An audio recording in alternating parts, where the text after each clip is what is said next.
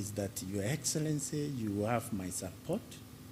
You have the support of my office. Anytime you want any support, I have a team of, the team I've said, very experienced officers. We were the pioneers of this process in national government from 2004, and we continue driving it.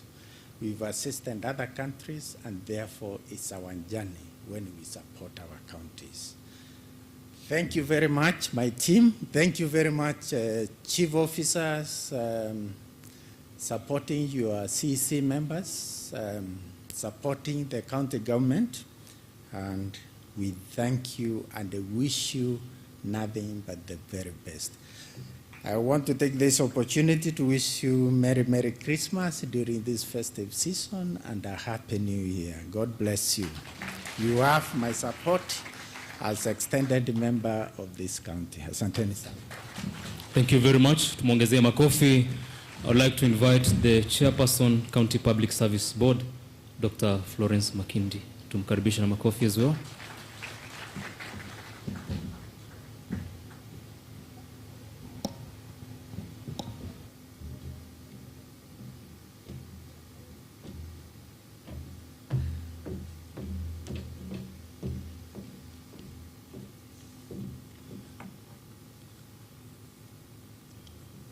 Your Excellency,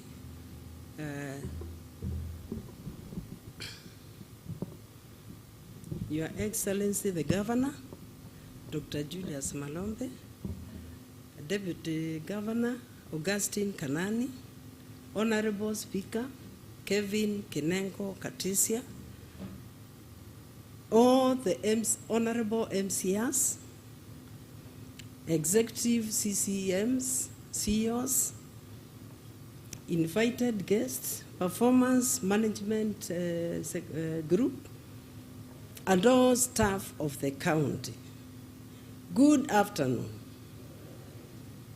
Yes, I take this opportunity to thank His Excellency and the team of the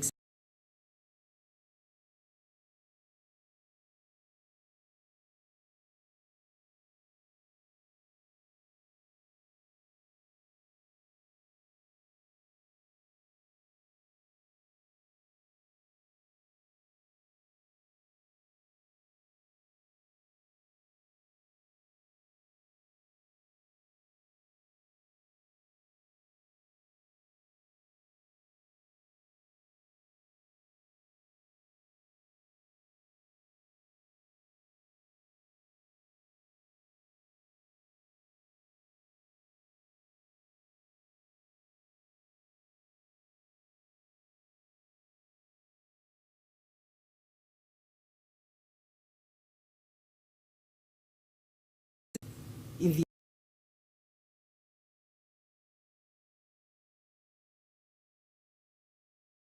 the office to represent them, and then they go out to do other businesses.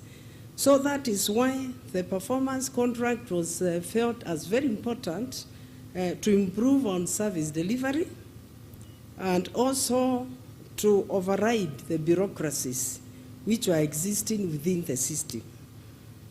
So the performance contracting is to improve efficiency.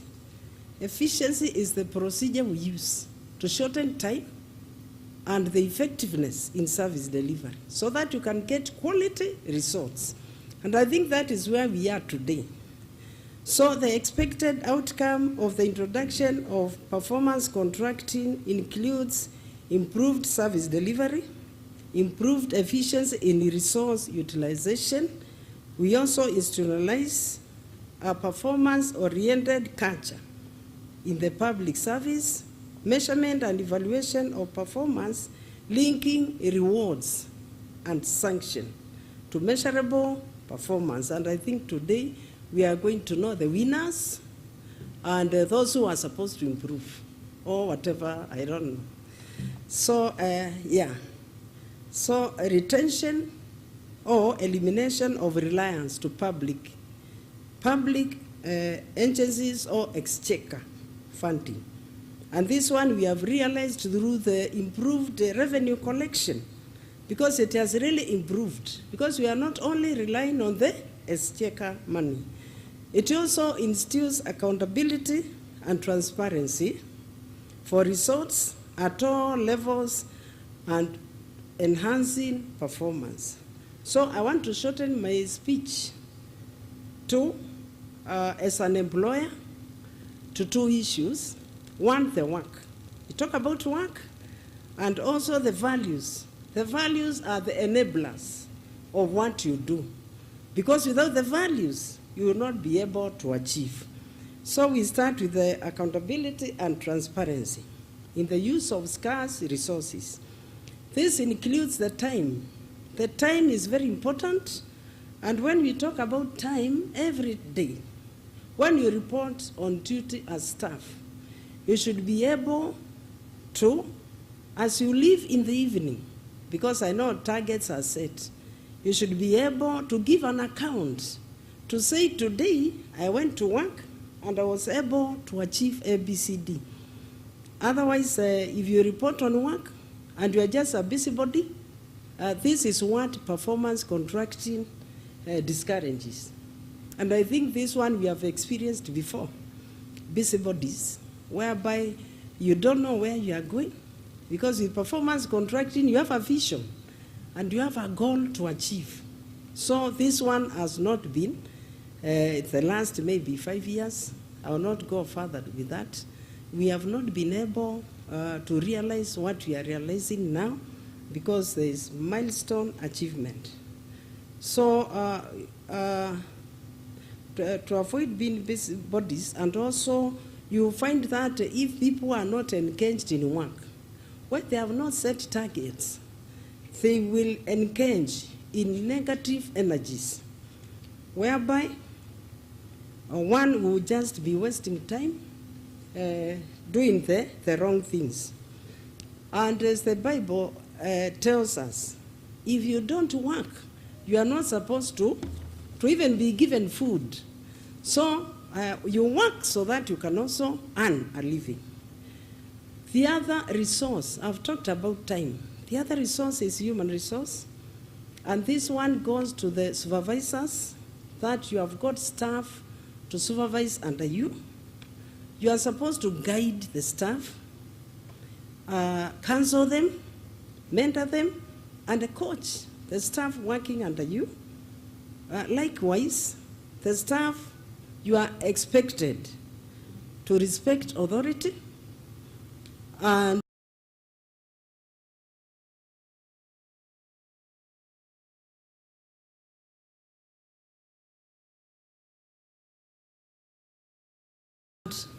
again, this is biblical. I'm sorry if I'm using a lot of Bible, but it is wisdom. Want to gain wisdom is the Bible. So, likewise, the staff, you must respect authority. You respect your supervisor, because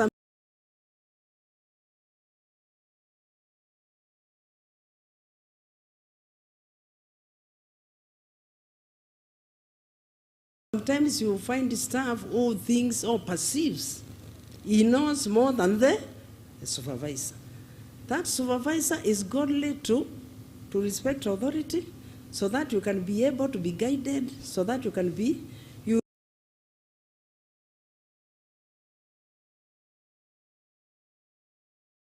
do not engage in discipline issues. So God has given each and everyone potential, opportunity, and chance to work. Therefore, as your employer, we argue to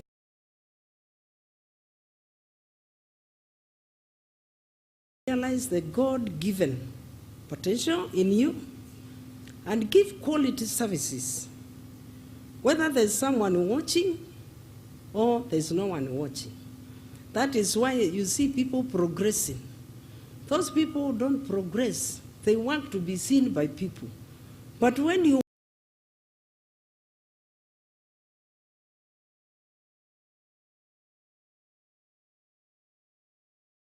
work knowing there's one who sees in secret, you'll be able to really achieve a lot in life.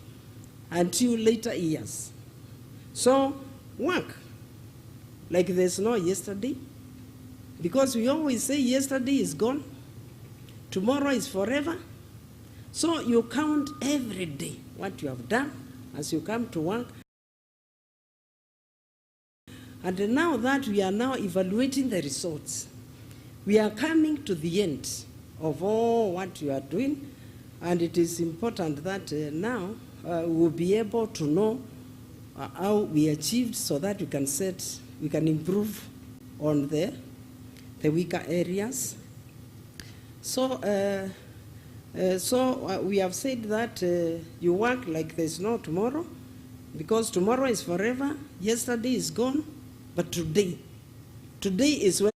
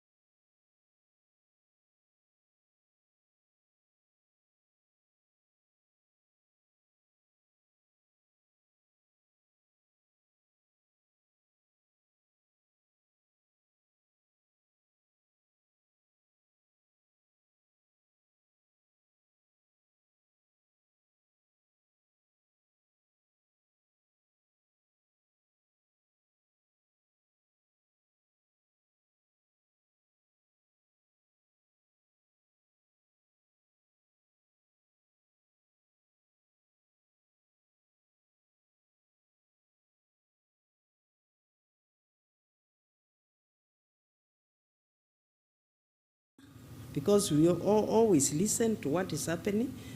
And some of them, most of them, the ones we summoned, they came drunk. So we need to address this issue with the seriousness it deserves. Okay? We have summoned them at random. So the board has summoned that. And what I want to declare as the employer is that we are not going to tolerate drunkenness or substance abuse. We will deal with it accordingly as the employer. And we also guide, because as we work as agents of the executive, we guide the executive on the procedure to follow. Because people assume when they are on P&P, it is not easy to, but coming to work drunk attracts summative, or it attracts summary dismissal. You can be dismissed there by then. So you have to be very careful. Those who drink, please, you drink water or milk from today. So to address the challenge of alcoholism and the drug abuse, the Public Service Board has developed guidance and counseling policies, and also because guidance and counseling goes with the discipline policies. Because sometimes you can discipline, other times you can do guidance, and these are our people. You guide, but you know, this issue of drug addiction is in the mind. It's in where the mind goes, the man follows. So it is in the mind, it's a mindset. Because if one can decide not to drink, it can be stopped. So if you cannot convince by taking them for counseling or doing counseling, if they cannot convince, then they get convinced, then you threaten with the summary dismissal, isn't it? So I want also to talk about integrity and dignity. The board calls upon each and every one of you to embrace integrity and dignity. The image portrayed by employees from Kitui County or from any other organization, the organizational culture within an organization, it depicts a picture. It talks a lot. Sometimes when we went to like Arusha, and then you are there walking very fast and telling people to hurry up, they always ask, are you from Kenya? You must be coming from Kenya. So let's change our culture organizational culture. Let's embrace the code of conduct, integrity, and dignity so that we may be able to portray a good picture on how the organizational culture, the culture we are working within. So it is important to have a brand of acceptable culture in our country, which speaks volume outside there, to match it with the milestone achievements already realized through the governance 16-point agenda manifesto, the Kitui promise. Yes, so we should live and practice acceptable values of being honest, respect, good moral values, and not being involved in corrupt malpractice, among others. As I conclude, I would like to talk about the value, skill, and the drive known as passionate. Passion. It is a drive when you are passionate about anything, when you are passionate about performance, when you are passionate about what you want to achieve, you will always be able to achieve.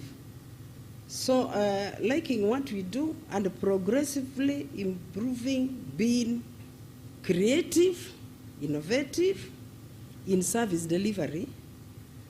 In other words, let us think out of the box, do business unusual, and move from status quo, comfort zone, so that we can transform the county into what we intend, the livelihoods of the people of Kitui, in whatever little we do. Even if it is sweeping, is cleaning. Complete, so that nobody will ask you, did you clean this place or this area? That is doing the right thing, whether somebody is watching or one is not watching. To finish, I would like to go a bit back to what the chairperson of the trade unions, Kimwele, talked about. He talked about the achievements of the governor or the executive. And those achievements are connected very well with the Public Service Board, because confirmations we have done, promotions we have done, training, we have a training policy. ECD teachers, we employed 1688 out of 2401. Enforcement, we have a policy and a scheme. And so we need, as the County Public Service Board, although we are not being evaluated today, Kimwele has evaluated the board. So we need to, all that he mentioned we have done, and we have done much more. We set targets. The targets we set were against competing within the targets, not without. Because with the departments, they'll compete against one another. But as we compete against what we have set. We have a contract, which I talked to Mr. Magwa. Mr. Magwa, I've worked with him before. When I was at KICD, I was in charge of planning, and I was in charge of performance.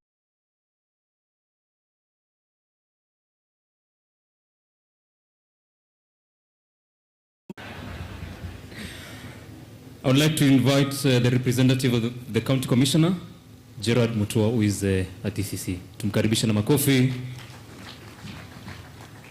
Madam Chair, even during Christmas Day, I would drink water and milk. Thank you very much. Tumkaribisha tena na makofi Bwana DCC.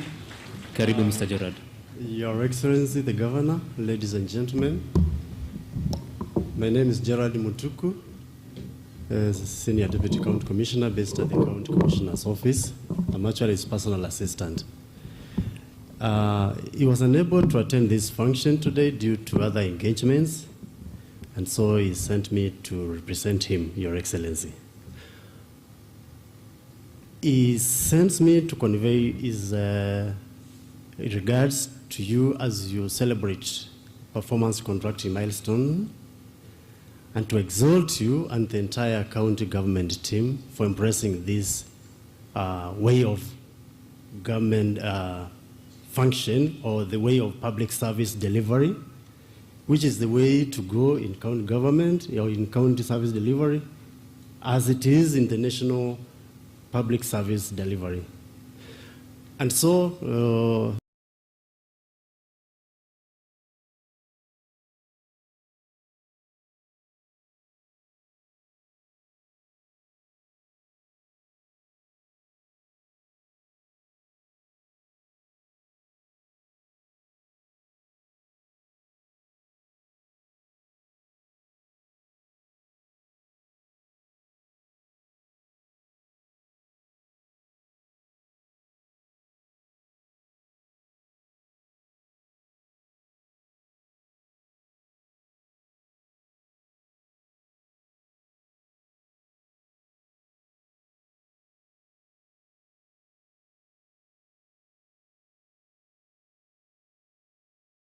the national government ministries and agencies, which are functions which are more or less in tandem with the all devolved functions, are going to fully support this initiative to the very end. And in order that we realize the aspirations of the members of the public, the mwananchi whom we all serve.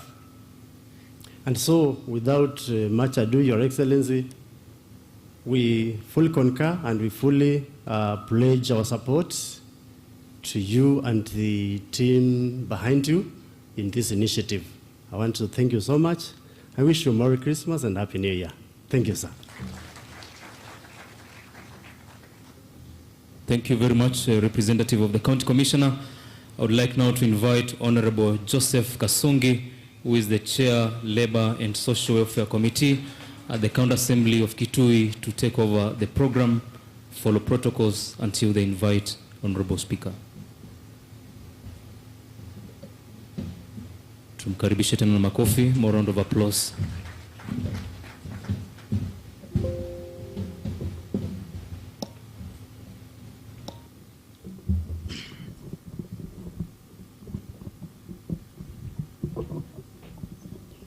Okay.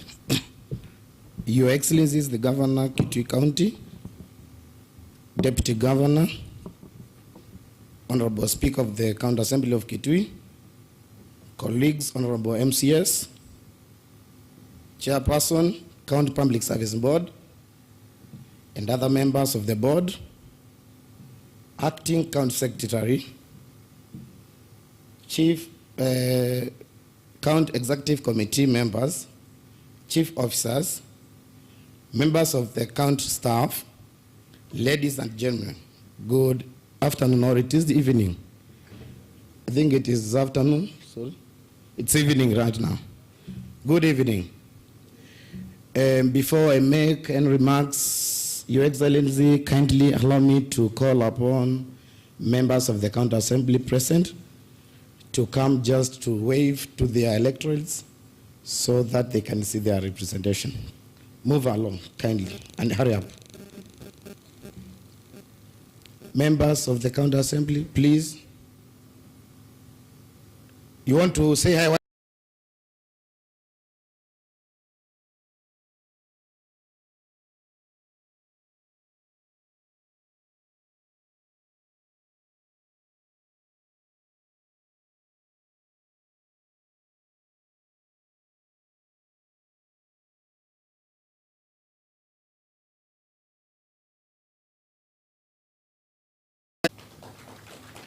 Okay, thank you. You can sit down. At this time, I want also to recognize the Committee for Labor and Social Welfare members, my members of the Committee for Labor and Social Welfare.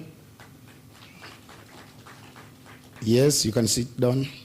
I stand before you today with great honor and privilege as we gather to participate in this Performance Contracting Award ceremony and celebrate our outstanding achievements and dedication in ministries and departments of the executive arm of the county government.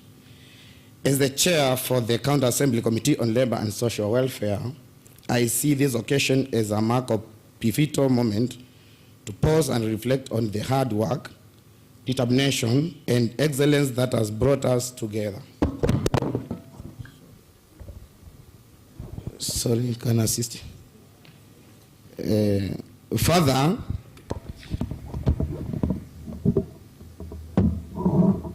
thank you. Further, it provides an additional layer of checks and balances that help not only hold the government into account, but also strengthens a healthy competition and accountability of our governance experiences. I particularly applaud His Excellency the Governor for this wisdom in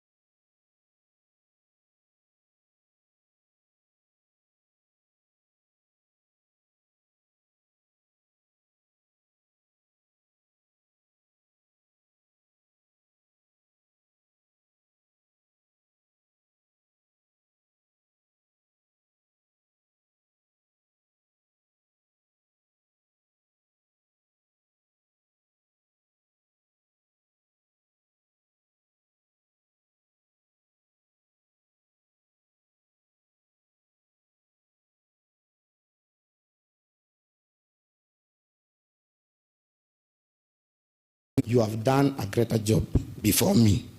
The items articulated by the chair for the union, they are doable. Those things you have taken in front of us, they are also doable. What matters is the budgetary consolidations. But as a county assembly, led by the Honorable Speaker, we will try to push for it. I urge the ministries to write their intent to the Committee for Finance so that we can check on what is doable, because nothing is done at a time. We can mark it step by step so that we can achieve whatever we may want as a county. So thank you, and may God bless you. Thank you. Okay. Your Excellency, kindly allow me to welcome my colleague, Honorable Bono, in that position of county assembly leadership, to make his remarks, and later to call upon Honorable Speaker to make his remarks. Thank you, Honorable Member. Your Excellency, sir, all protocol observed, and the members, Kitui County civil servants. Good afternoon. Amjambo tena. Jina langu ni Daktari Buno Erastus Musyoka, member of County Assembly representing Endau Malalane Ward and by grace of God, I serve the county assembly as the deputy leader of majority party in that assembly. I want to take this very opportunity, sir, to first congratulate Your Excellency the Governor for coming up with such a great idea of performance contracting. Ideally, you are telling us that you have your own political marking scheme. What you promised and what you are doing is actually telling the people of Kitui that what you promised, you want to achieve it this way. In that regard, you are saying you are marking yourself. So we congratulate you for that. Secondly, what we are doing today in terms of looking at which ministry is performing better, I think, according to me, it's a shared prosperity. Shared prosperity in which, as in essence, we have two arms of government with regards to county. That is the county executive and the county assembly. And we all participate in making sure that the people of Kitui get the service being delivered. So whatever, whichever the ministry is going to perform better today, or to be at par with far above the others, it is a shared it is a shared prosperity. We as assembly, evidenced by the members' presence, shows that we are really supporting you, Your Excellency, sir. Finally, we would wish to say that as we progress, we are going to support you, of course, through the Speaker and the other members of the Assembly, such that we can be able to make sure that the county government of Kitui, the people of Kitui, get the services they duly voted us in for. With that, I wish to say thank you and say Merry Christmas, Happy New Year from the County Assembly of Kitui. Although my speaker is there, I know he's going to convey that. With that, because of time constraints, I would wish to appreciate and thank honorable members for getting time to come to this very occasion.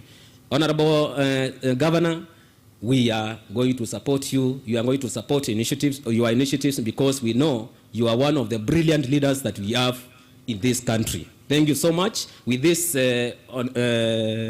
at this particular juncture, I wish to invite the Speaker of County Assembly of Kitui, Wakili Kevin Kinengo Katisia. Tumpigie makofi.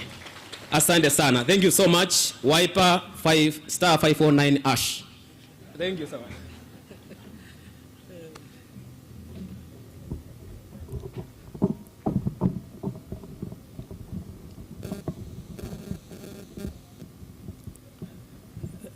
Thank you very much, Dr. Mbuno. I think what he was trying to give you is the code for wiper registration.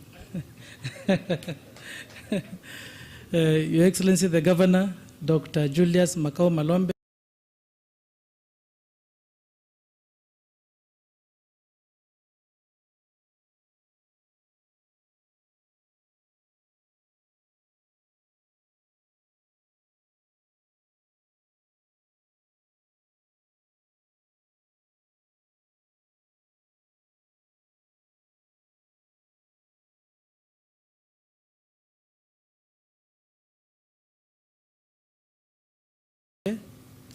Your Excellency, the Deputy Governor, August, good evening. Good evening once again. Thank you very much, Your Excellency.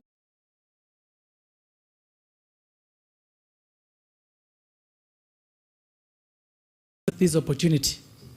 My name is Kevin Kinengo Katisia. I'm the Speaker of the County Assembly of Kitui.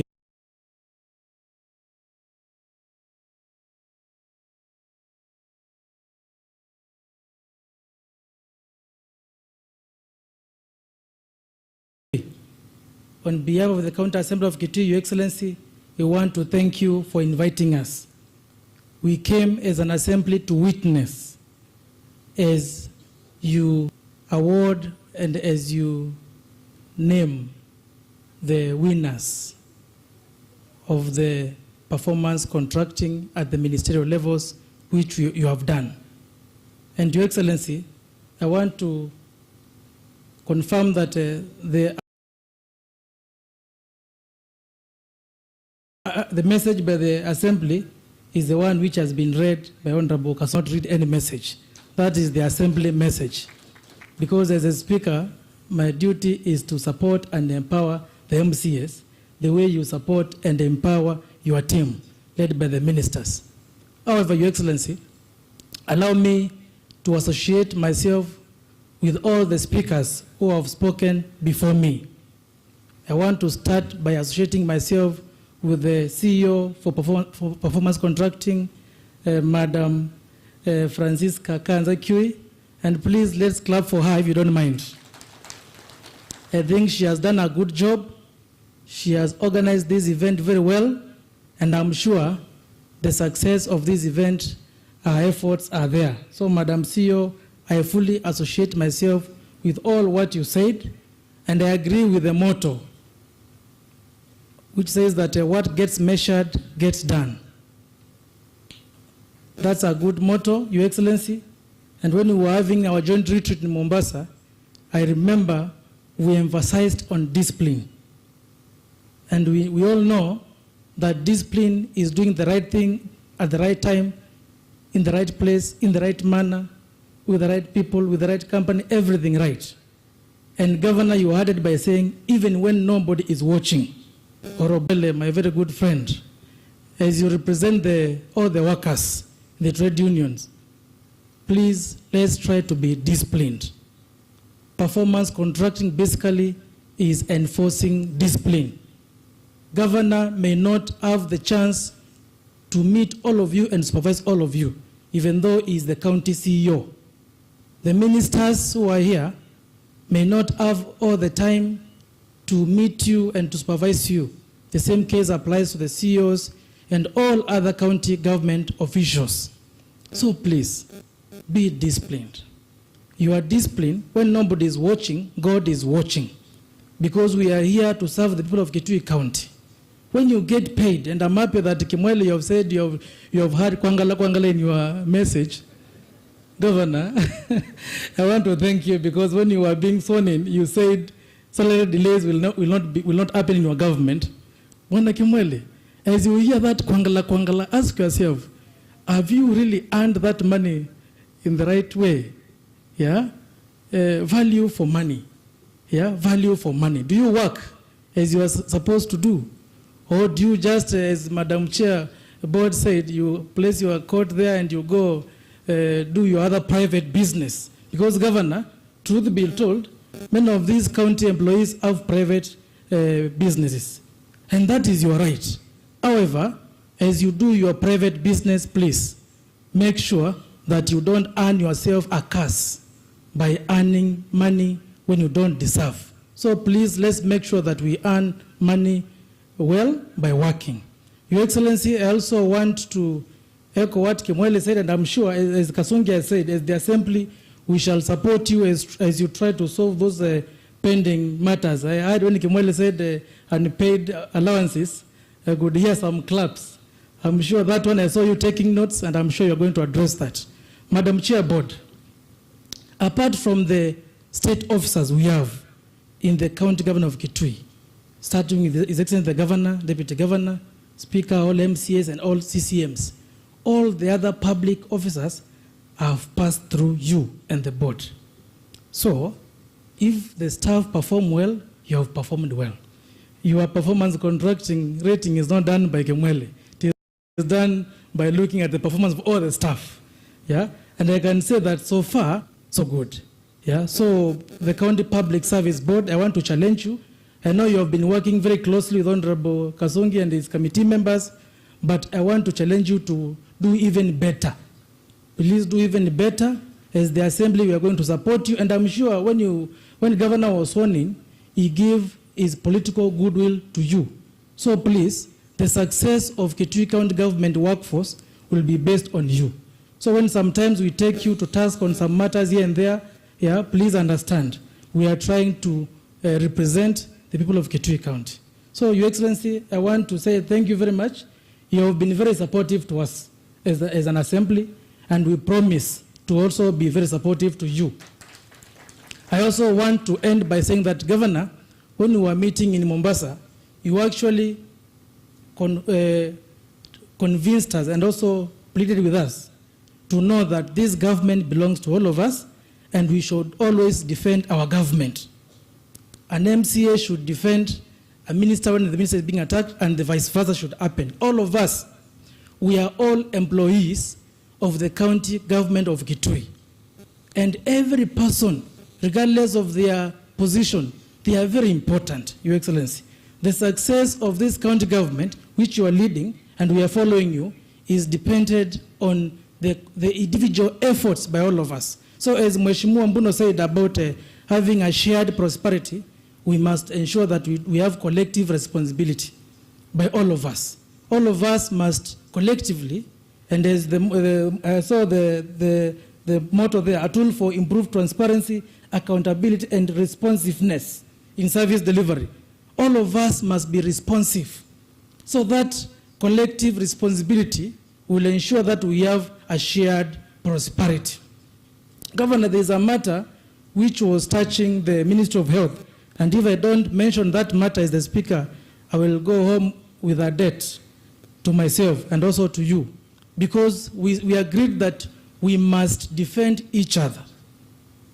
Of course, Governor, there were issues in the Ministry of Health when the staff deployment was done, and there were public outcries. There were some individuals who were making targeted attacks on you specifically, and also on the minister, on the CEOs, and senior county government officials. Your Excellency, on behalf of the County Assembly of Kitui, we want to assure you that we disassociate ourselves from those remarks and say that as the County Assembly of Kitui, we shall defend the position of our government, because your position and the position of the CCM is the position of the County Government of Kitui. And all of us belong to the County Government of Kitui. And the Governor, in the mixture of all that, some of us in the Assembly, like myself and the MCA for Mwingi Central, were caught up in that particular political mess. And I want to personally apologize on my own behalf, and on behalf of whoever may have been caught up in that political mess. And I assure you that we are going to support you. Madam Ruth Koki, Waziri, we are going to support you fully. And your CEOs, Musyoka, Benson, Kamba, Agre, Lynn, Kitwan, we are going to fully support you. Actually, the gentleman in question, Governor, who is the deputy mayor Supreme Mwingi, was my high school classmate, Dr. Funde, and I think I saw him somewhere. And he's a religious man, actually. When we were in high school, he was a CU chairman. And I succeeded him as a CU chairman when he left. So we are religious people. And Governor, we want to assure you that you have the best team, and we are going to support each and every employee so that we all achieve the shared prosperity. So thank you very much, ladies and gentlemen. God bless you. I wish you a Merry Christmas and a Happy New Year. Asanteni sana.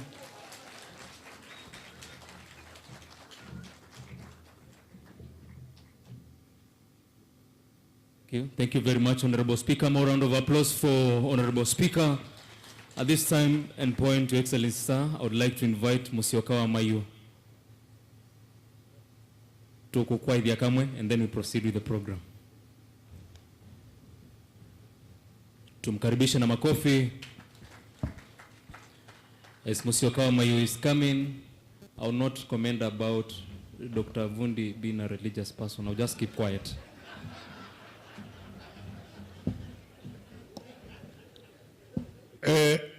Asante sana pana MOC. Nilikuwa siko tayari kwa sababu nimeona leo ni siku ya kizungu.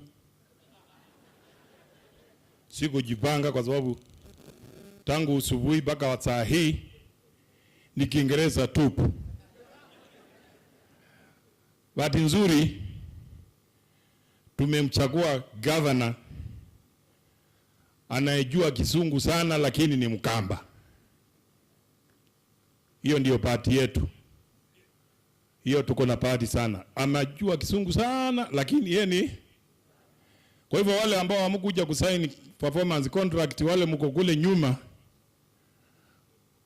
Ekai ni musaini vya contract ila mukuinukia.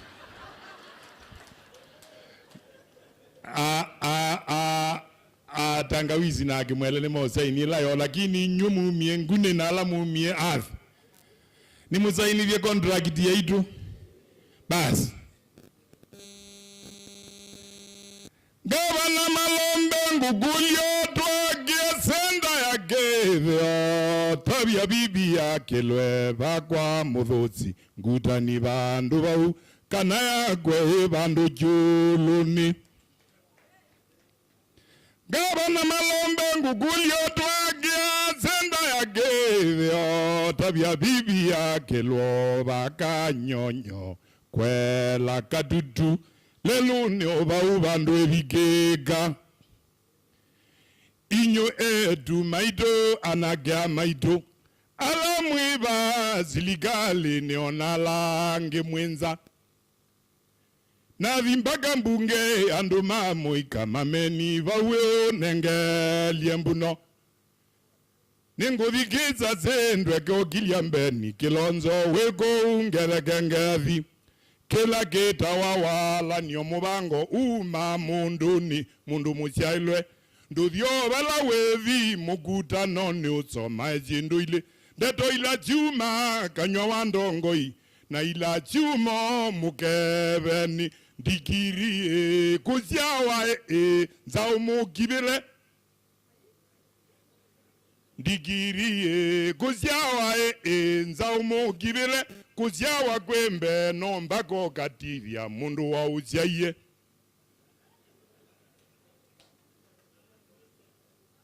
digiriye kuzyawa nzaumo gibile kisomo kembe nombako kativya mundu wa uzyaye mundu ativa jonginywe mwona mundu kwikala ngoleto tivye Malombe mwikalo wake mundu utavonga kibulini kwivya aini mudha mwithae mukobwe keja Malombe kibwa yabya bizwela mbebu ya maendeo chuma ndavonga kibulini kwivya andu ni modha mwithae mukobwe keja Malombe kibwa yabya bizwela mbebu ya maendeo kwata ikithea injini tiko chiamia kilonzo lelu cha kaundi nyokyo nyoka haivi mang'ombe mwe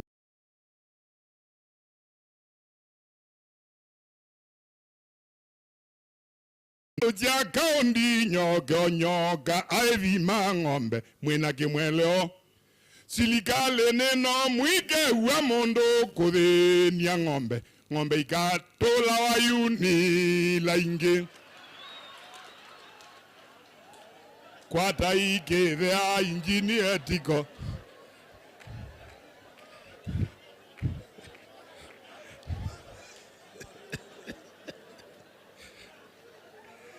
inywe dumaido anagea maido alamwiva silikale ni ya Malombe na vimbaga mbunge ando mamo ikamamenyo sakawo nengelie mbuno ninguvigiza zendwe kokilia mbeni kilonzo weko ngereke weko kila geta wawala niyo mibango yuma kanywani mundu wasyaiwe nduvyo balokavi mukutano ni usoma esindu ile ndeto ila chuma kanywa wandongoi na ila chumo mukebeni ndikirie kuzyawa ila chuma kanywa wandongoi na ila chumo chiondoni bandu mundu atitha chionginywe mwona mundu kwikale kule motivye Malombe mwikalo wake mundu utavonga kibulini kwivya andu ni modha mwithae mukobwe chuma cha Malombe kibwa yabya bizwela mbebu ya maendeo chuma ndavonga kibulini kwivya andu ni modha mwithae mukobwe keja Malombe kibwa yabya bizwela mbebu ya maendeo lumia ikithea injini etiko chamia kilonzo lelu cha kaundi nyokyo nyoka haivi mang'ombe mwena kimweleo silikali nino mwike uwa mondo kuthenia ng'ombe ng'ombe ikakwatana na ila ingi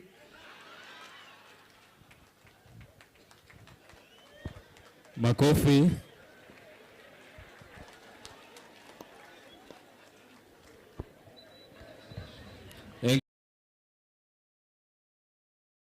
And can we proceed? You are very happy about that part. Thank you very much. At this time and point, I will now request all of us to give 5 factorial claps. 1, 2, 3, 5, 1, 2, 3, 4, 1, 2, 1 to His Excellency, the Deputy Governor, so that he invites the Governor after his remarks. Are we ready? 1, 2, 3. 1, 2, 3, 4. 1, 2, 3. 1, 2, 1.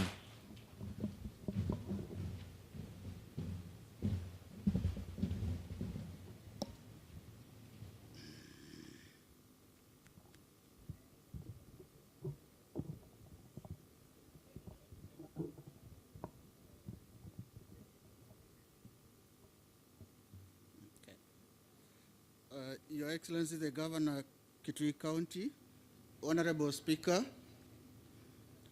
Honorable members of the County Assembly, the Chair of the County Public Service Board with your members, the Acting County Secretary, the County Ministers present, the Chief Officers, the County Advisors, and the Chief of Staff, officers from the Public Service Management Unit, and members of the county staff. Ladies and gentlemen, good evening. Good evening. Mwaseo, mwasengi, mwaina museo, namabinda onze, changamkeni. Leo ni siku ya furaha. Si ndio? Your Excellency, before I make my remarks, there are 2 groups I wish to recognize. First, I want to recognize the Department of Performance Contracting. Please be upstanding. It's a very small unit, but it has done a lot. Those are the people who have managed to walk us through all the entire process up to where we are now. The next group, Your Excellency, the team that was organizing for today's function, please be upstanding.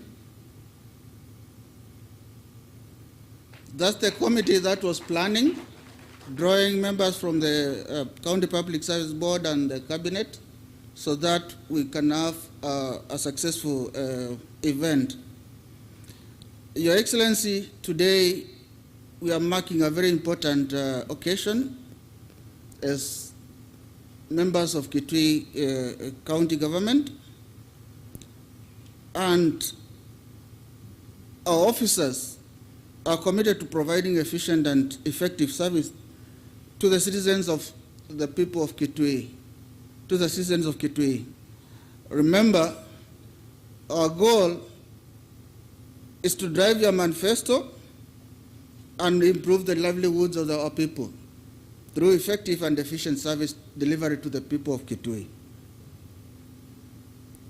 This has been achieved partially because of performance contracting. When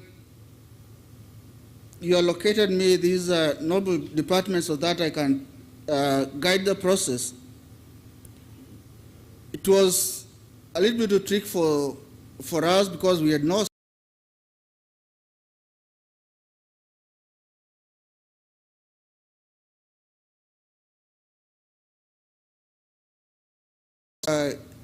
poach staff members from here and there, and we managed to assemble the unit, and the unit that has today delivered what we are witnessing today. Performance contracting is an accountability framework whose institutionalization guarantees effective and efficient service delivery as well as improved transparency. It comprises of the following key milestones: the review of the performance contracting guidelines, negotiations of the performance contracts,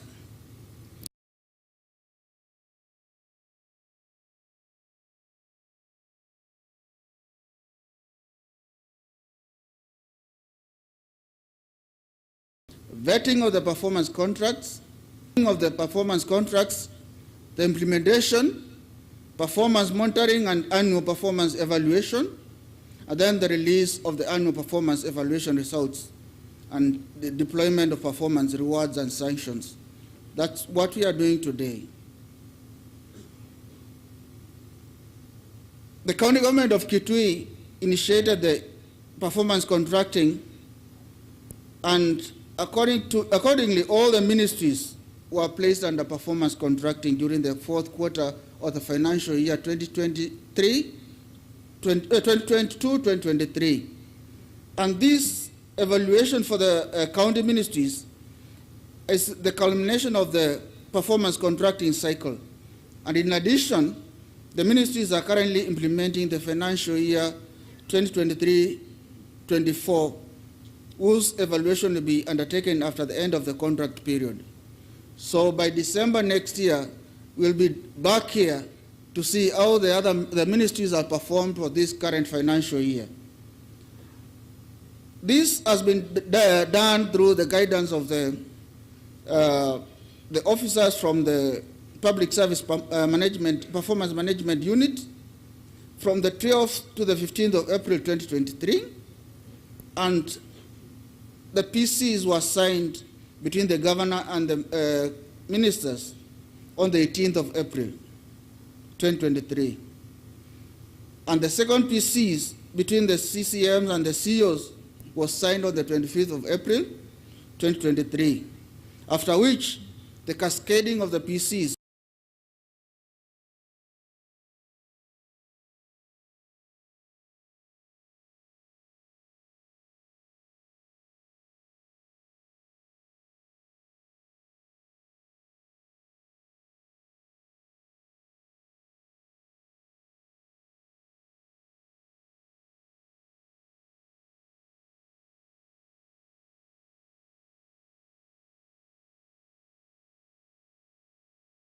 the officers from the Office of the Public Performance Management Unit, led by the PIS, are handing over the results for the Ministerial Performance Ranking to His Excellency the Governor for official release.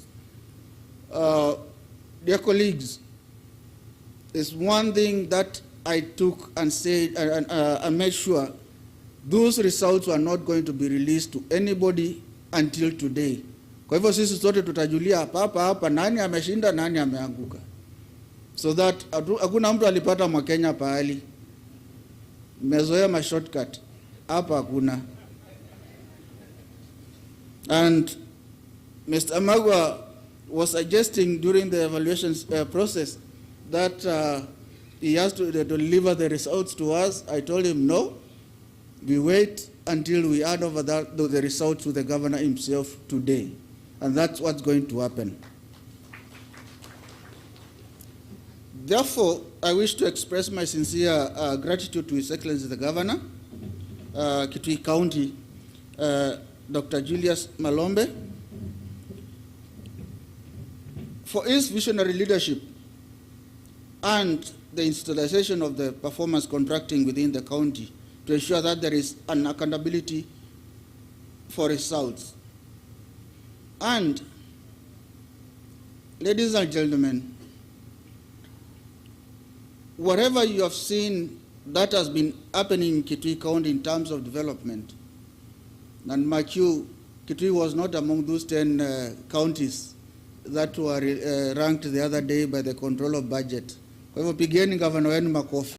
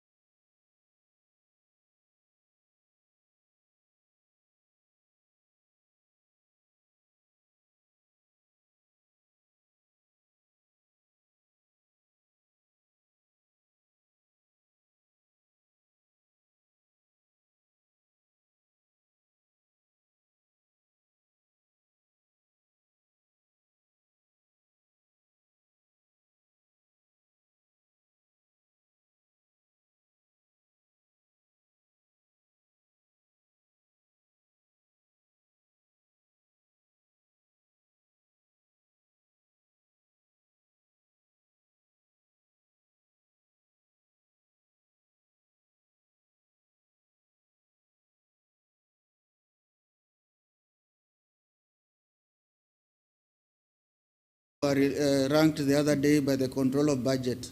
Kwa hivyo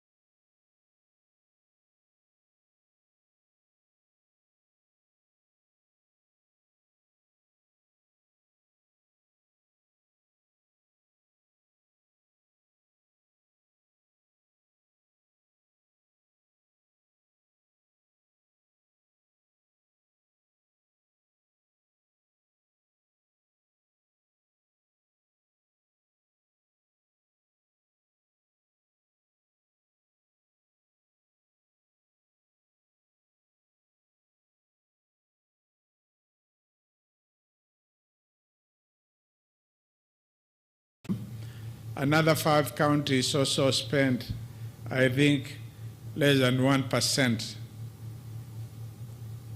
of their total development budget on development. But they spent huge amounts on the recurrent salaries, operations and maintenance. Hiyo ni kwenda mahali na mahali, seminar, but nothing on development, which essentially means the people of those particular counties, they did not realize any development work done there. And since that report came from the Controller of Budget, and it is compiled using data provided by the counties, you could not dispute it. We were not among those counties, thank God, because we would have had a very bad Christmas. Because hata ukienda mahali, all of you, msiseme ni governor peke yake, all of us, even the MCAs, ukiwa unakunywa chai here in town, or in Mutomo, ama in Mwingi, watakuwa watu watakona say, they are spending nothing on development, kazi yao ni kula pesa yetu. Thank God. Jipigieni makofi, we are not part of that. The reason why we are not there is because of the decision we made during the 4th quarter of the last financial year to institutionalize the culture of performance contracting. And we invited the performance contracting unit of the national government. By then they were in the office of the Prime Cabinet Secretary to come and work with us, because most ministers, most CEOs were new. And very few, those who are honest enough, had in their past lives really gone through performance contracting. Na ili tufanye vile our late President Emilio Mwai Kibaki alikuwa anasema, ili tusipande tabia ya kuregarega in our county, ya kucheka katika corridors, but doing nothing. Giving one another high five, my sister, my brother, but doing nothing. We did not want that culture. We invited them, and thanks, Bwana Principal Administrative Secretary, your director, and your team, you really took us through what performance contracting is all about. Na nataka kusema hapa bila kusita ya kwamba vile naona as a CEO of this country, hiyo mbegu imemea. Na kwa sababu ilimea, when we started this financial year, we were the first national or public institution to sign performance contracts, which we did on 11th of July 2023. Nakumbuka? That's when we signed our performance contract. Even at the national government level, they signed much later, I think on that year of July. July was the first month of the financial year. And because we signed our performance contract that early, some of the ministries were able to spend some money, hence part of the reason why we escaped being in the list of shame, because it's a list of shame. Makofi tena kwenyu. Mimi mwenyewe nilikuwa kwa serikali, nilikuwa naongoza Department ya Housing in the Republic of Kenya when performance contracting was introduced in 2004. And actually, although we were a young ministry in 2005, we came number 5. Out of them, there were about, I think, 38 ministries or thereabout. And therefore, I have been with the performance contracting for quite a while, and I know what it can achieve if it is embraced in any institution. When I was governor first term, we also embraced performance contracting. And we delivered 5,288 projects. Projects ambao unaziona si kuambiwa na mtu. Here is a market shed. Here is an ECD classroom, modern. ECD classes were 1,033, which we delivered them.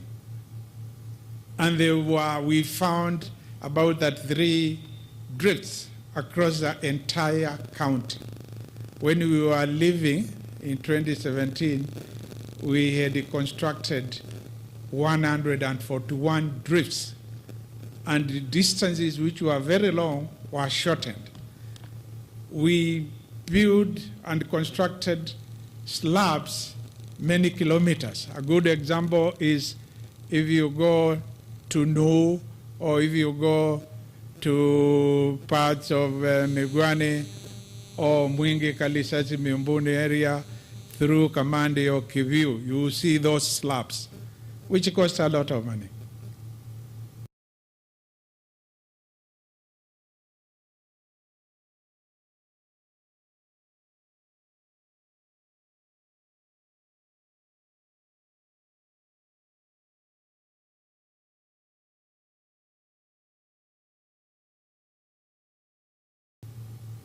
And we deliver to the people of Kitui.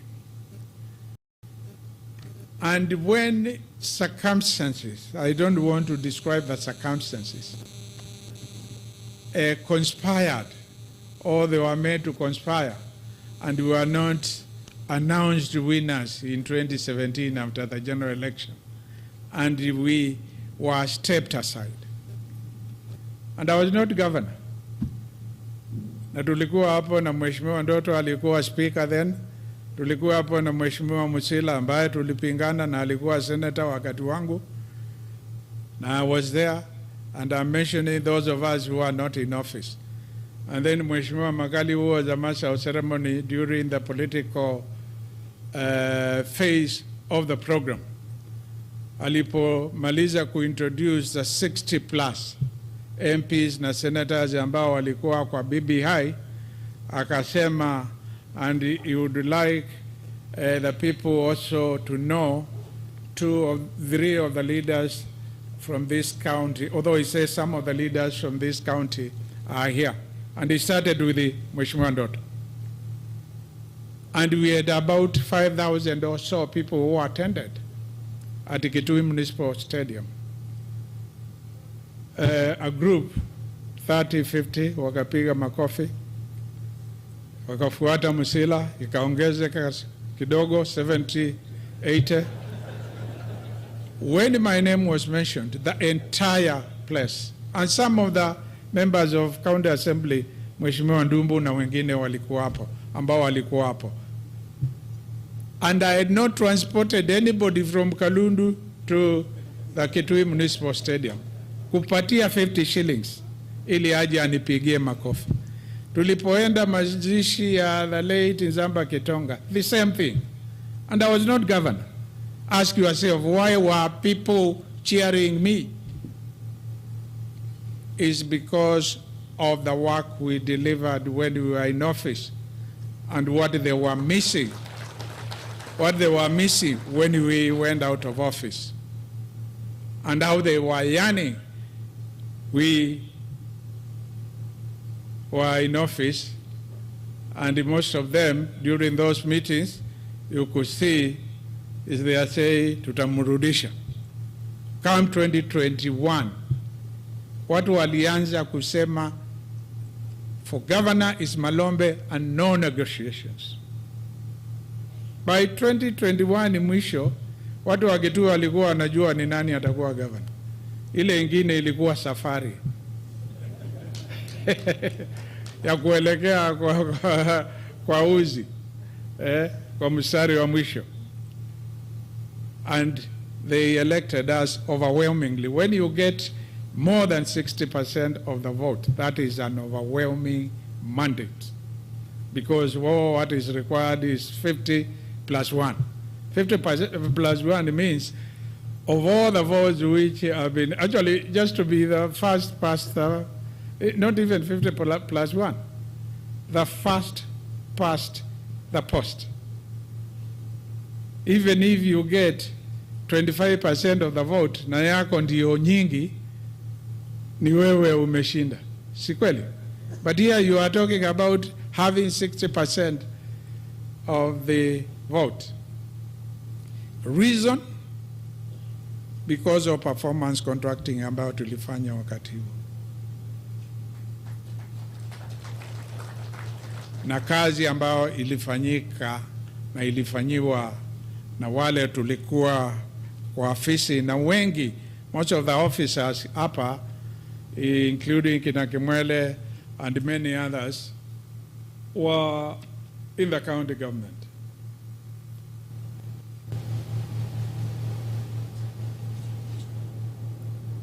Kwa hivyo, when we reintroduced performance contracting, because iliachwa, ama iliendelea, iliachwa. And as was said here, you did not know which way you are going, whence you are going, where you are coming from, and anywhere would have still fitted. And by the end of the 5 years, watu walikuwa wamechoka na walikuwa uwezi sema ni nini kimefanyika. Sasa, each of the ministries which are here, and we'll be giving a scorecard what we have done from August 2022 to December 2023. We're giving a scorecard when I address the county assembly. On the 10th of February, I'll be giving my count of state address. I will also be giving the scorecard, ni nini tumefanya kwa wakati tumekuwa kwa ofisi. Na sikiza vile nimetumia lugha yangu, nimesema ni nini tumefanya. Si mimi nimefanya peke yangu, ni nini tumefanya tukishirikiane pamoja. County Assembly ikiweko, ndio wanapitisha budget, ndio wanafanya oversight, na vitu vingine vingi ambavyo wanafanya ndio wana approve, hata ministers, CEOs na watu wengine ambao tuna appoint, na ministers, CEOs, directors, na all the staff, including the drivers, are very important. Ndio tulisema we want everybody to be here. And Kimwele, what you said, there are some people who are excluded. I don't know how that came to be, because our understanding was, unless there is a compelling reason, everybody should be here today. Kwa hivyo, hata drivers, hata sweepers, nasikia, hata wale wanapika chai, walichangia. Na tukipeana hii kikombe hapa kwa ministry fulani, itakuwa ni kikombe ya waziri mpaka all the staff who are in that particular ministry. Ile tuzo ambayo tutapeana, kuna apart from kikombe, kuna marupurupu wengine ambao the 3 ministries which will be numbers 1, 2 and 3 watapata mwisho wa January katika payslip yao. Itakuwa ya watu wote kwa sababu walichangia. Ikiwa ni driver, saa ingine anaamka asubuhi sana ili aende kuchukua minister, kuchukua CEO. Wale wengine wanafika asubuhi sana kuangalia and so forth and so on. So we all value your contribution. Munasikia? We value the contribution of everybody. Na leo hatukutaka mtu yoyote achwe nyuma ama nje, lakini tutajua ni kwa sababu gani. But going forward, if it is a matter of budget haikuwa inatosha, tunataka budgeting tukienda mbele accommodate everybody to be able to come to this particular end of the year function where we not only share together, a meal together, but we also take stock of how we have performed in the previous financial year. Let me thank the performance contracting department, ASA, the principal administrative secretary and the director.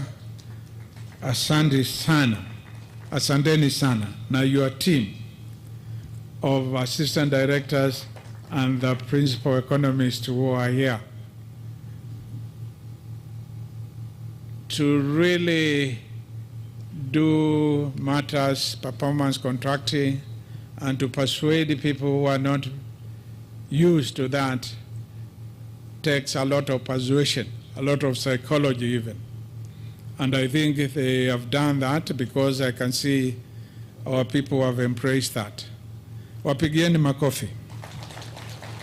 Pia tupigie the deputy governor pamoja na CEO wake. Designation yake, kazi ambayo linimpatia is deputy governor. Usiseme huku mpatia hiyo, who nominated him to be deputy governor? Nauliza ni nani? Ya, kwa hivyo usiseme mtu mwingine. Na unasikia by 2021 watu wa Kitui walikuwa wamedecide ni nani atakuwa governor. Okay? So kazi ambayo nimempatia ni deputy governor and county executive committee member ama CCM responsible for performance contracting and emergency services as well as tourism, hospitality and game parks. Unasikia?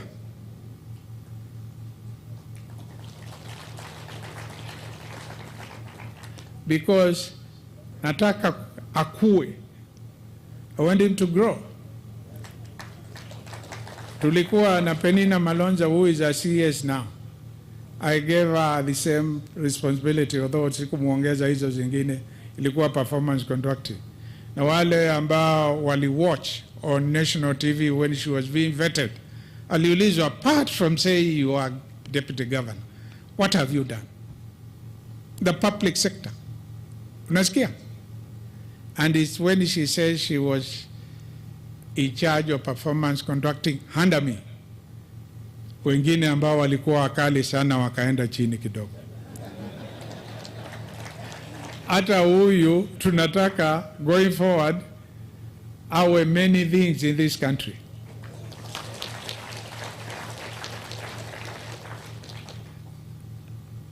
Na so far so good, amefanya kazi vizuri wakiwa na chief officer wake ambaye amefanya bidii.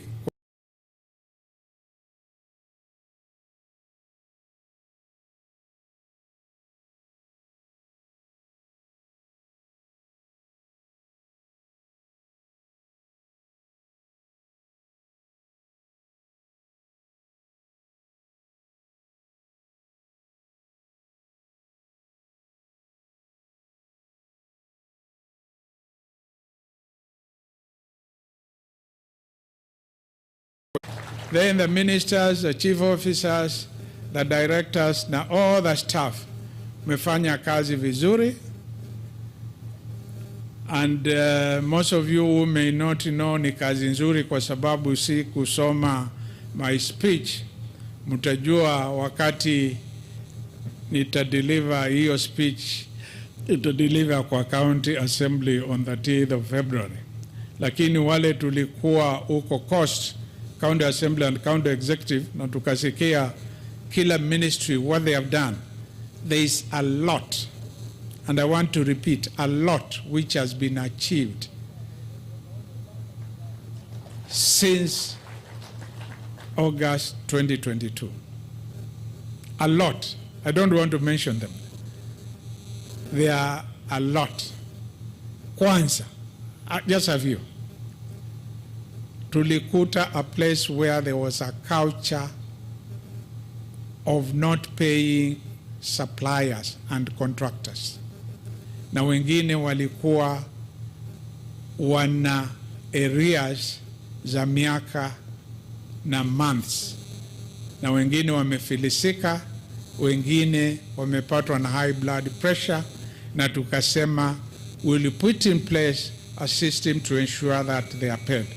County Assembly wakapitisha budget ambayo tulipeleka huko. Watu wamelipwa ama hawajalipwa, na wanaendelea kulipwa. Tumesema by December this year tunataka virtually everybody who has a valid certificate, because wengine wana certificates ambazo zina maswala. Nilimaliza kazi lakini ikienda kuangaliwa on the ground haijamalizika, na kwa hivyo kulipwa kwake kuna shida kidogo. Unasikia? Sijui tusimame ama tuendelee. Kwa hivyo hiyo tukalipa. Watu wengine wakasema usilipe, hawa ni wakaluki nini. Nikwambia mimi si kaluki. Jina langu naitwa, saa hiyo ndio najiita doctor.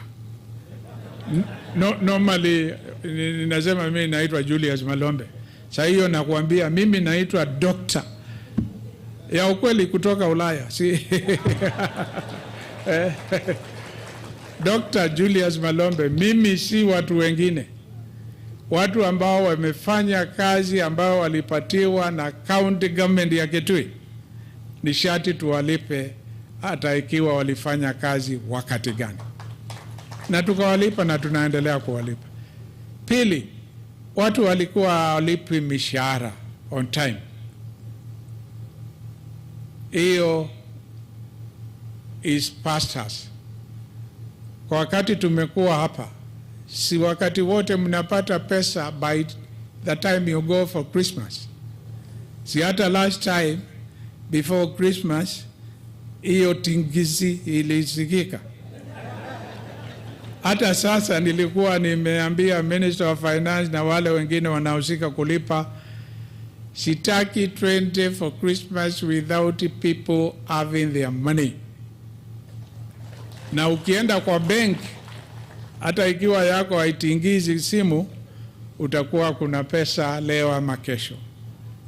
Wakati ule mwingine unaenda Christmas, unaenda New Year, una school fees to pay, and unakopa kule kwa mashailo, na unalipa, ukikopa 2,000 unalipa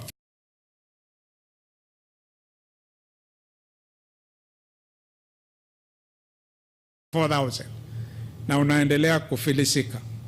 Na ulikuwa unakutana na wale wanafanya kazi kwa hii county, ni kama wamefiwa, ni mashida. Sasa ukikutana nao unaona wanang'ara.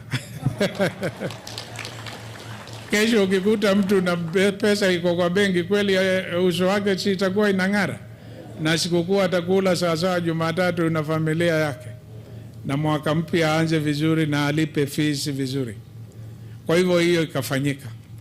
ECD teachers tulisema tutawafanya permanent na pensionable. Once again, waheshimiwa wabunge wakapitisha maombi ya supplementary budget ambayo tulipeleka huko, na hiyo ikafanyika. Wapigieni makofi. Na if you think through what that means, if there is one very important project or one expenditure we make in the county government of Kitui, ni kulipa ECD teachers. Because mwalimu ambaye anafuraha anasomesha watoto vizuri, and they grow with confidence, na wanakuwa wanajua vile wanatakiwa, which is the opposite akiwa hajalipwa. Na ile pesa wamelipwa haiendi mahali, ina circulate in the local economies. They use border borders, kwa hivyo pesa kwa border border kupitia kwa mwalimu, wanaenda saloon wananunua, wale wanauza nguo hata ikiwa ni ya mtumba wananunua, na hiyo pesa ina circulate, wananunua nyama, wananunua nini, a lot of money starts circulating. Wakati ule mwingine pesa ya kitu ilikuwa inakuja na inaondoka, isirculate hapa, ijulikane inaenda wapi. And many things which I can talk about, which I do not want. The community health, the promoters, even before the national government came in to partner with us, we had already made a decision and implemented the decision to have them on stipend. Now they were trained. Wakitu walikuwa trained. We entered into a partnership with CMMB, na wakaendelea kuhudumia watu wetu. And many other things. We trained for the journey. Ili train 40, not 4,000. Kuna county yoyote? And that is empowerment. Hao wamekuwa empowered, wataenda Garissa, wataenda Tana River, wataenda Mombasa, watapata kazi hapa na watasupport family zao, na hiyo pesa itacirculate hapa. And I've just told you a few things, lakini wakati huo mwingine will give you the full score. Kwa hivyo a lot of work has been done, courtesy performance contracting culture ambayo tuliingiza hapa.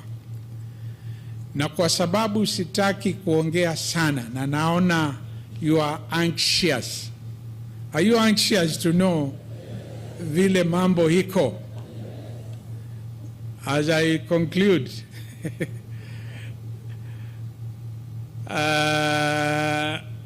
I want to appreciate all of you. I have done it in a different way, not the traditional way. I've appreciated all the staff. I've appreciated the county assembly. I've appreciated the team from national government. I've appreciated the ministerial leadership. Na even the fourth estate, watu wa kuandika stories in this county, katika magazeti hata kwa social media, they have refused to adopt any negativity relating to our county. Hata watu wakisema uongo, kama yule mtu alikuwa anaongewa habari yake hapa, alikuwa anasema uongo, anasema ati hawa madaktari walichinja mtu na badala ya kutoa mapacha wakatoa mtoto moja wakaacha mwingine na makasi huko. Uongo. Unasikia? Mama mwingine akafa wa kutoka I think alikuwa anatoka Waita ama Ningune area, na pia wakasema uongo. Mapathologist, hata yule anakuwa Nairobi Oduo pamoja na watu wake, 4 of them, they went there. Uongo. Anasema mahospitali yetu wanafunga watu miguu wakishindwa na kulipa. Uongo. Huyo ni kiongozi kweli? If you lie like that, you erase any title associated with any honor. And you tuliuliza our county assembly members, are you agreeing with that uongo?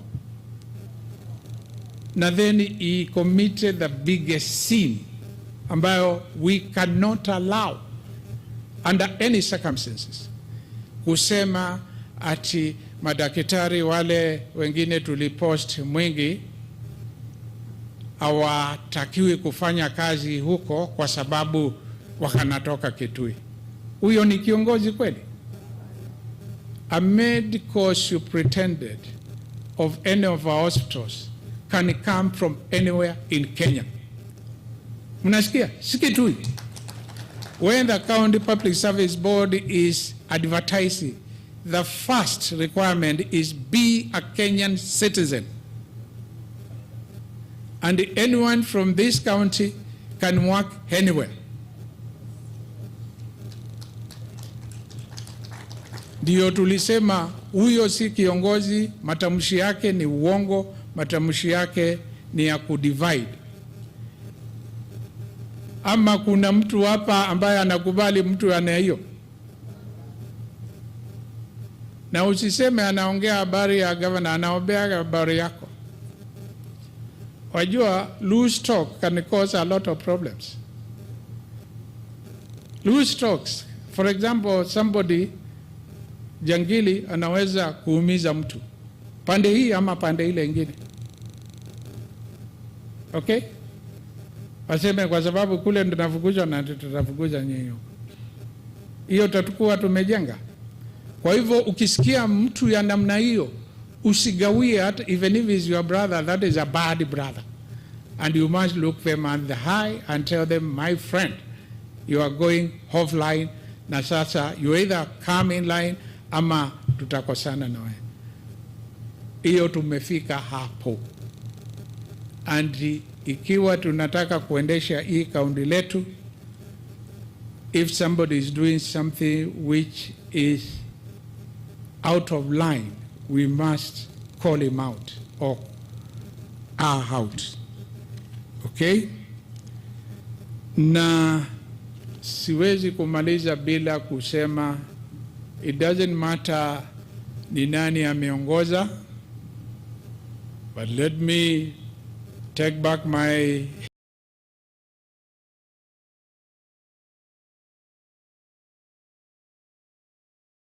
it doesn't matter. It matters.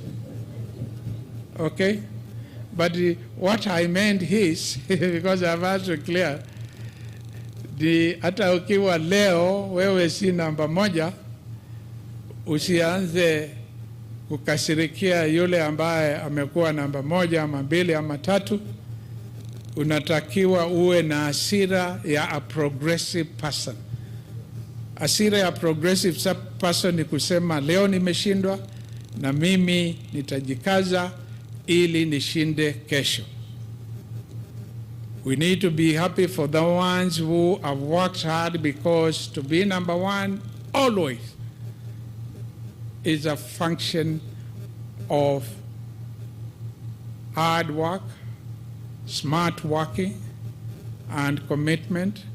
Na nitaongeza ile neno ambayo imeongelewa hapa na chair wa County Public Service Board na speaker, discipline. You must be very disciplined to be able to achieve some of these things. But what I want to finish is to urge you, irrespective of which position you be placed, usife mojo, will not this time round, although I should not have said that at this stage, but since I will not give any speech, let me say so. At this stage, which stage? When we are evaluating and getting the results of the fourth quarter of the last financial year, they are not the results of the entire year. We will not sanction wale ambao hawakufanya vizuri harshly. But next financial year will not be as magnanimous. Mnasikia? So I urge you, you pull your socks if you will not be amongst the top performers. And you can be anything you want. And to work to be there, you must work together. There must be effective leadership. Wale mnaongozwa mkubali, wale wanaoongoza, na wale mnaongoza muongoze vizuri, you bring people together, na ili muwe na common purpose na mudeliver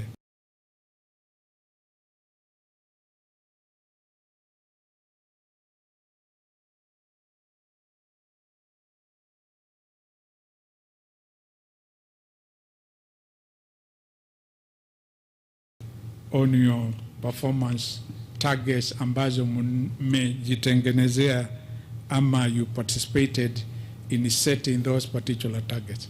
Na kwa hayo asanteni sana, mukienda nyumbani muende salama salimini na muwe na Christmas nzuri ya kufana na mwaka mpya 2024 wa baraka na manufaa na maendeleo. Asanteni sana.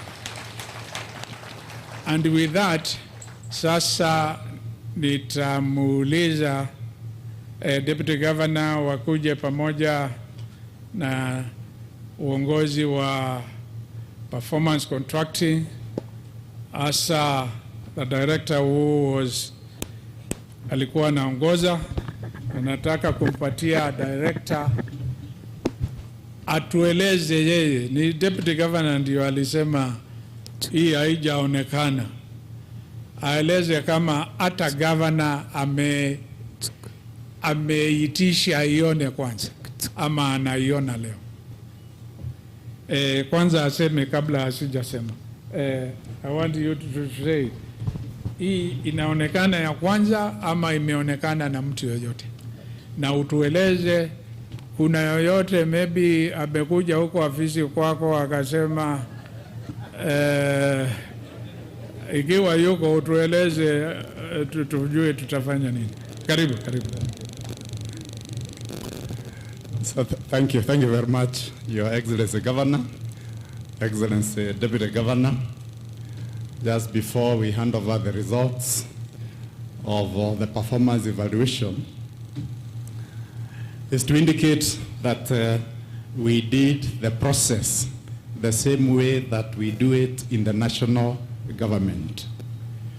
I've had the privilege to be in charge of the performance evaluation in the national government since we started the process back in 2004, and therefore is the same way that we conducted this exercise.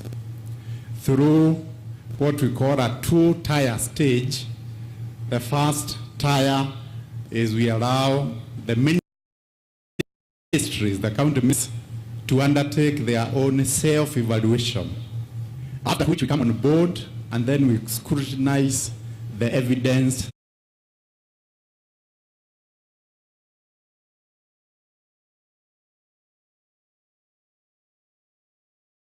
government, and then we compute the scores. The next stage is that just before we do the final report, we then do what is called data cleanup.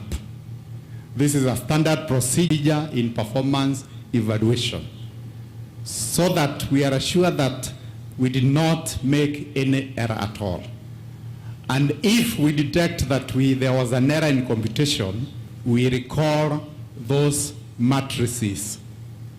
And I want to confirm, Your Excellency, that we record a few that we noted some error in the computation, not in the achievements, in the computation, and then we were able to rectify that, sat with the CECMs, and then we corrected that.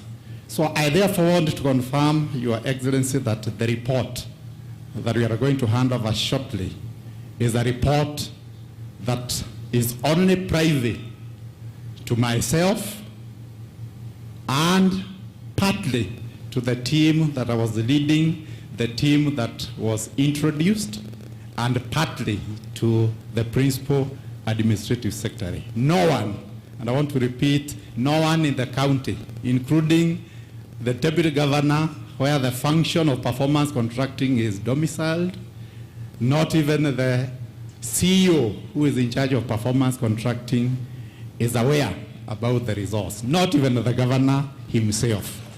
So that is how we conducted the exercise, because we believe in conducting very objective performance evaluation. I hope I've answered Your Excellency. Si amejibu vizuri, tupigie makofi.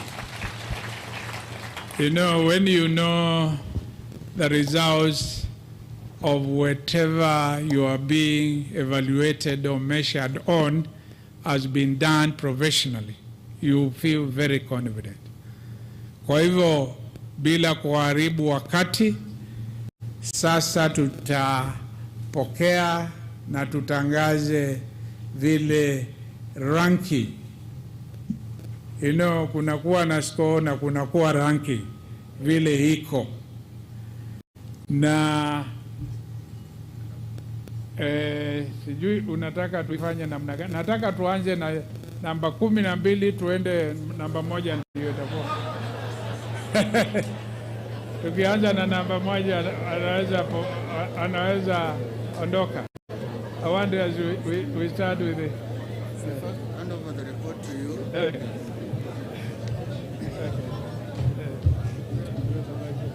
Okay. So again, Your Excellency the Governor, just before we go to that stage, on behalf of the team that was leading in this exercise since March earlier this year, I'm honored to officially hand over to you the report on performance, the report on evaluation of the performance of county ministries, county government of Kitui for the fourth quarter of financial year 2022-2023, dated December 2023.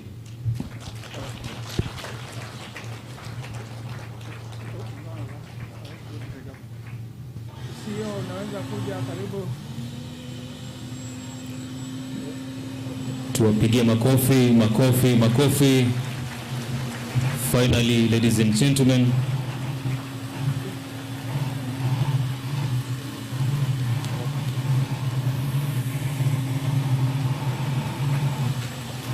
finally, the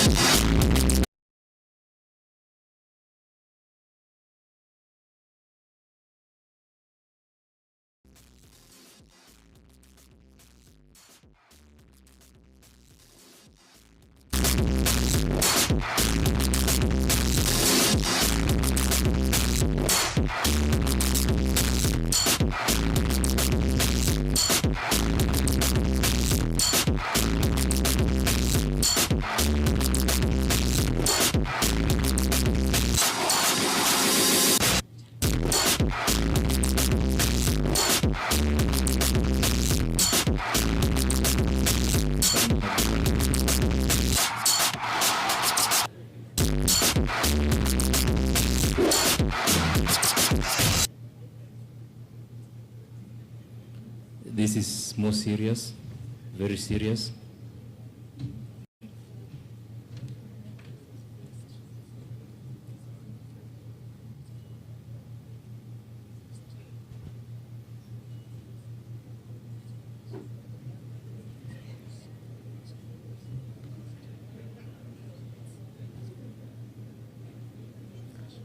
Number 12, you will have a bad Christmas.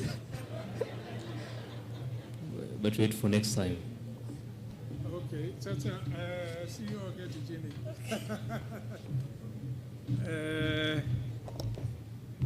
Munanisikiza vizuri kwa sababu ripoti nimepatiwa na tumeangalia vizuri. Wajua is a big report, but where the scores and the ranking is, hiyo page ndio naangalia. Deputy Governor, unaweza karibia hata wacha Deputy Governor awe hapa peke yake. Maybe the speaker kuja, wewe unafanya kazi mingi. Na nikisema speaker, I mean the entire county assembly. Number 12.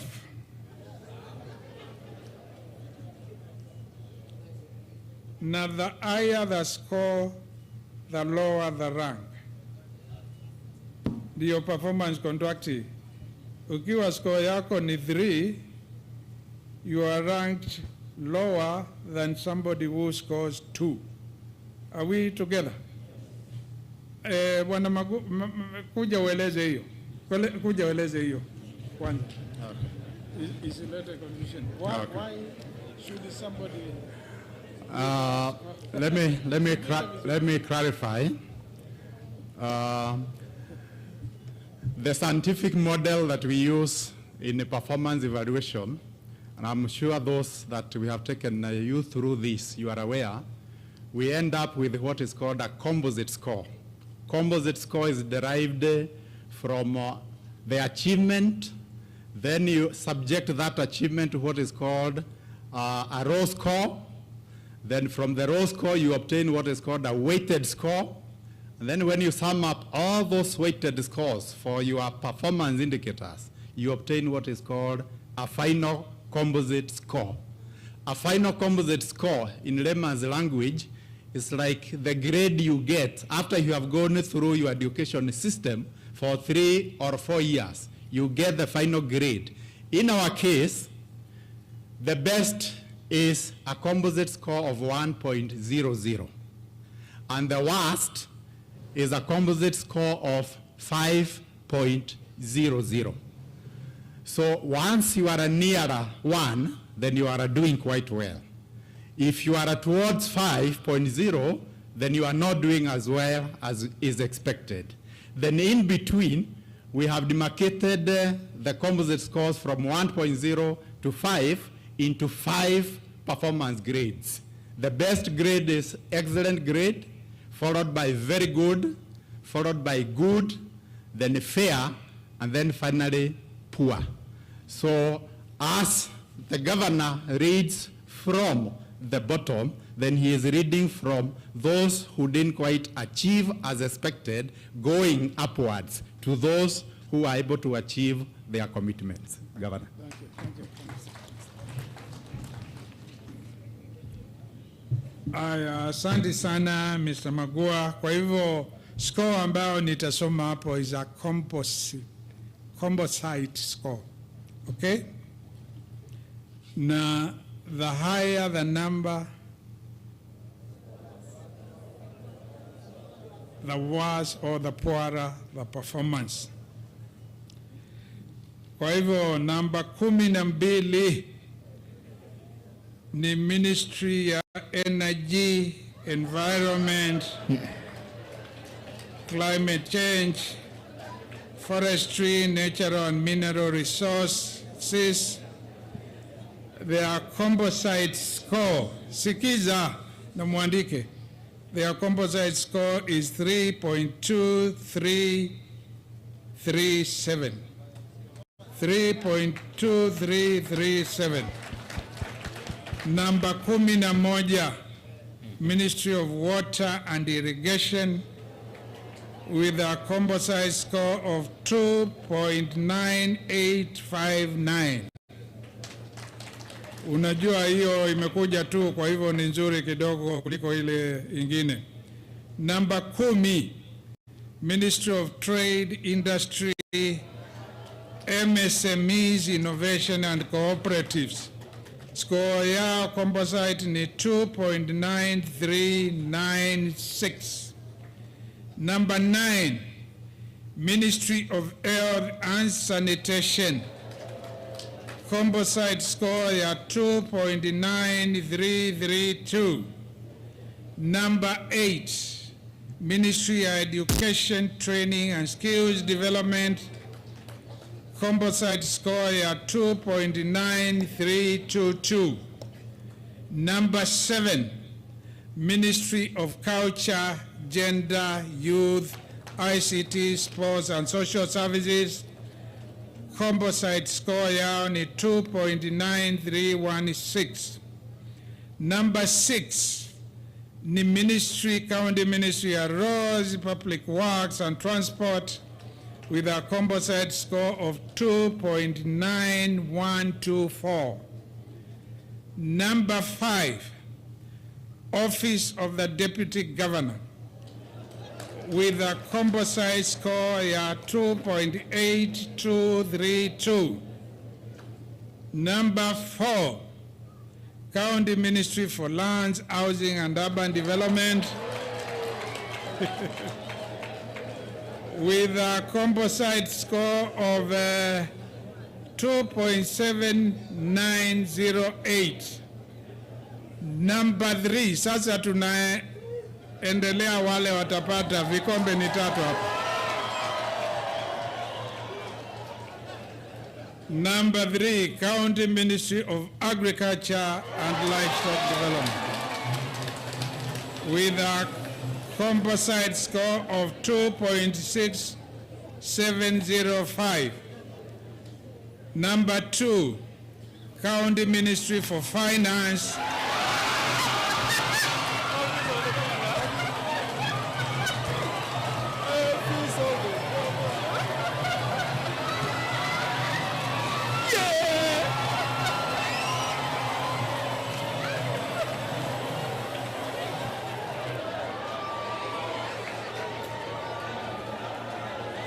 Ministry of Finance, Ministry of Finance, Economic Planning and Revenue Management. Composite score yao ni 2.6240. And number 1,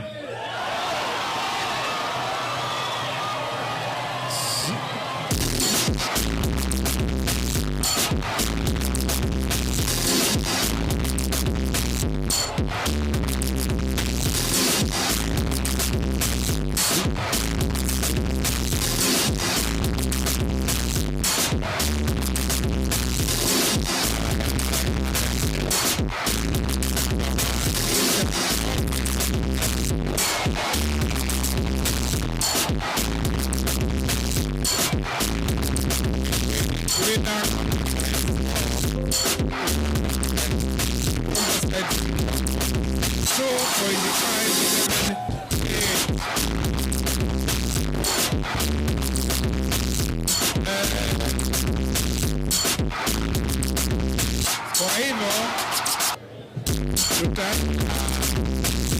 mawaziri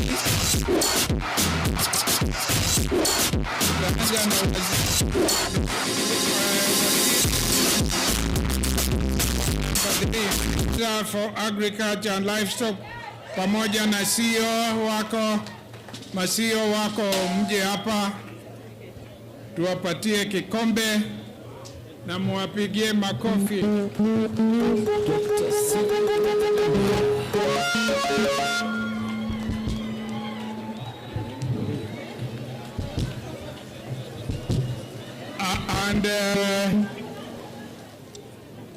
And I'll give this certificate.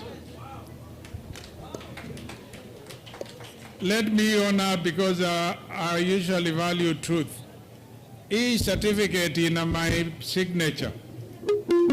E-signature, when we were having lunch, that's when I was told I must sign this. Na bila hata kuangalia. Bila hata kuangalia. I signed and he can confirm. Bila hata kuangalia nani namba moja. I just signed the right place. Na hii certificate ni ya Ministry of Agriculture and Livestock. Waziri Mbaya, mpigieni makofi. Makofi.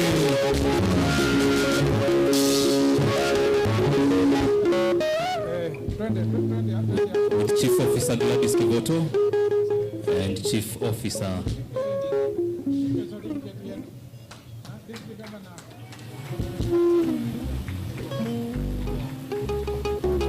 Chambi.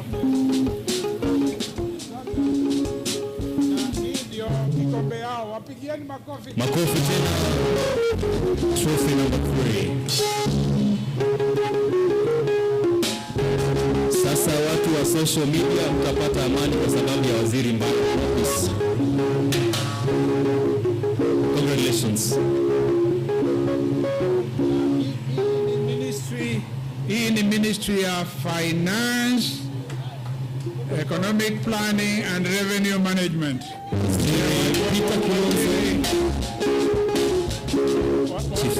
Waziri pamoja na your chief officers.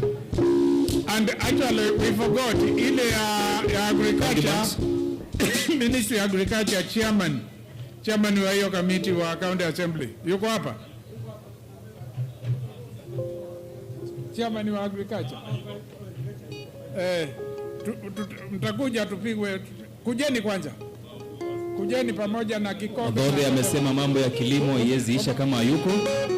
Dr. Odos, Dr. Mbaya.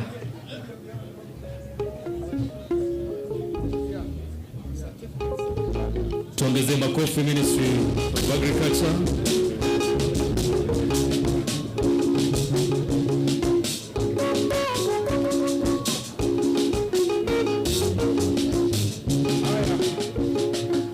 Bant.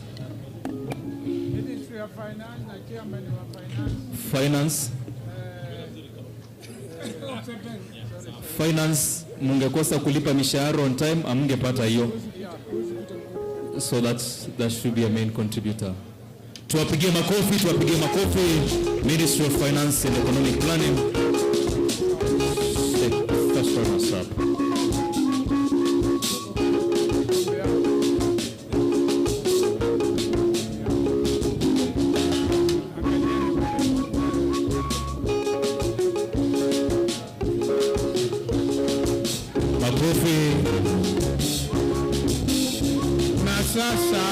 Thank you, Bant. Sasa certificate ile ingine,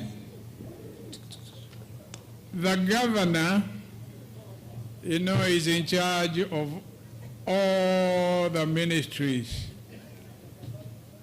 But there are departments which are under the office of the governor, and I designated one of the county executive committee to be the overseer or to be overseeing the departments in the office of the governor. Na huyo CCM ni Gitonga Nikunda. Makofi. Pigieni makofi. Kwa hivyo atakuja hapa, and the CEOs of the departments under the office of the governor. Makofi kwao. Madam Agnes Mulewa, makofi kwake. Mr. Saleh, makofi kwake. And Madam Kamunda, asante sana. The Orange Battalions, Mr. Alex, County Solicitor, asante sana. Na wale wa kulala, Nancy Mulandi and the rest, thank you. Sorry, Madam Speaker. Na County Assembly Chairman wa Administration,